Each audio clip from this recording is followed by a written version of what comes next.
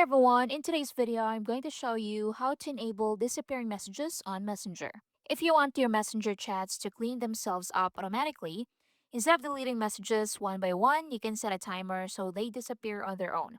So it's private, it's convenient, and it only takes a few taps. So let me show you exactly how to do it. Now start by opening your Facebook Messenger app.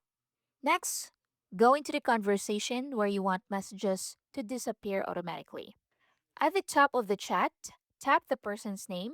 So this opens your chat settings. Now scroll a bit and tap on disappearing messages. So scroll down until you see disappearing messages. Under privacy and support, then tap on it. If you don't see this option, don't worry. It usually means your chat isn't encrypted yet.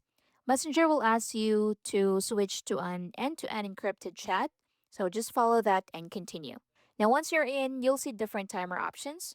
So you can choose how long messages stay before disappearing. For example, 24 hours, 7 days, or sometimes shorter or longer options depending on your app version. Now, tap the timer you want. For example, 24 hours.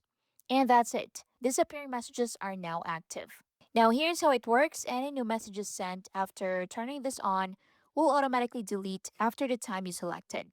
So if you chose 24 hours, messages will disappear one day after they're sent.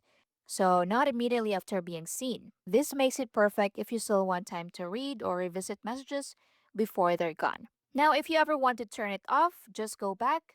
So tap the name of that person, tap on their name at the top, scroll down and look for disappearing messages, and just choose off. And that's it.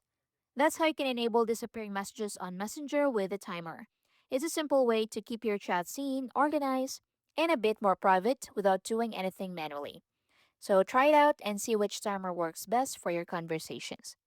Thank you for watching. I'll see you in the next one.